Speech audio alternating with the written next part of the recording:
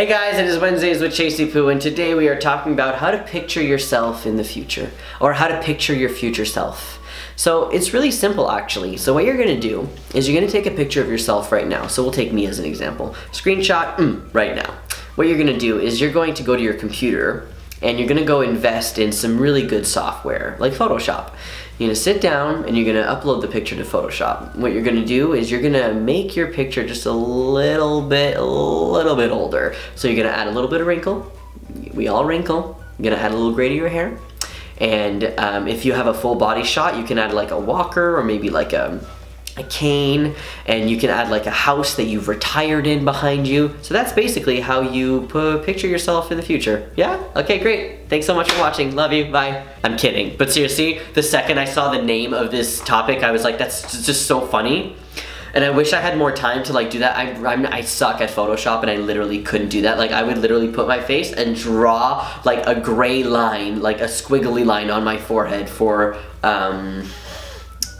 wrinkle. I'm like, what is this when you do this, when you have wrinkles? But in all seriousness, how do you picture yourself in the future? Now, I will say that picturing myself in the future and how I was going to be was the only way I got through transition and the only way I survived to be at this level of transition and where I am right now in my life. Sounds sad, sounds morbid, sounds pessimistic, but like literally, when I was a baby tran, sitting down at my computer watching all these other tran videos, I saw myself in them, and I would be able to visualize myself as someone older and someone who might be able to one day go on hormones and somebody who might be able to one day have top surgery. And I was flip-flopping a lot when I was younger because I was like, am I trans, am I not? I don't know. So when it came to a time where I was more ready, I guess, to transition, I met somebody who was transitioning and they were like 5 years on T and they were about to get top surgery, and that was the first trans person I had ever met in person that was out to me and that wanted to talk about transition things, and that was like our sole purpose of that meeting was to talk about trans things.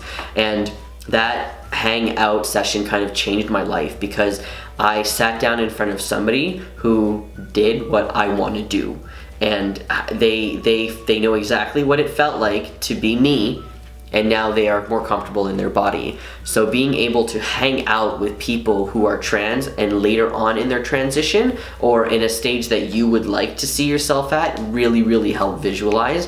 I feel like there is a lot of jealousy in this community sometimes when you hang out with people who are later in their transition and you can't access some things, but maybe try to redirect that where you're sitting down in front of somebody that you see and you're like, you are goals. You are literally what I would love to be able to get to.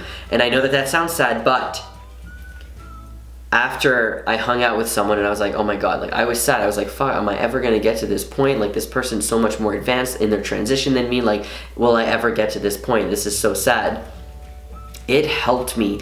I had a drive inside me to transition after I met another trans person. It's contagious, don't you know? But after I met that person and realized that you can transition, that it is a real thing, and you are able to live your life and be comfortable with the person that you are and who you are and how your body is, it helped me so much, and then everything kind of changed from then on out, and I was able to not decide to transition, but like decide to take the steps in that direction of potentially transitioning in the future.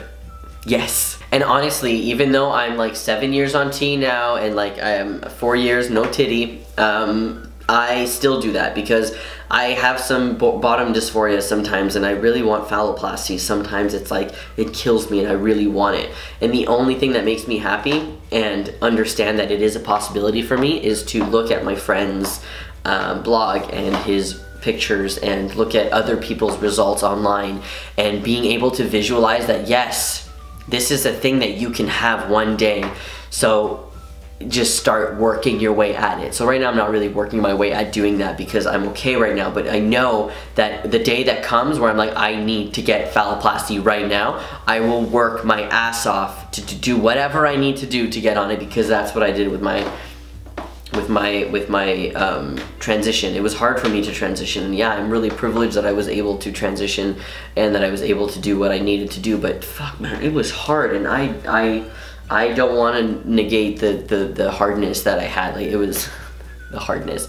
Anyways, it was hard for me to transition, and it was hard for me mentally, and it was hard for people around me, and it was hard to find doctors, and it was hard to like afford things and all this stuff. But I think that in the long run, just hanging out with people, or even if you can't hang out in person, just talking to people online who are like older in their transition. Well, when I say older in their transition, I don't mean like they're old, like they're 50. I mean like somebody could be 18 and they've been on transitioning for 5 years, you know, and that's where you want to be. But somebody older in their transition. So I would consider myself older in my transition. I'm like a senior. Like, I'm kidding.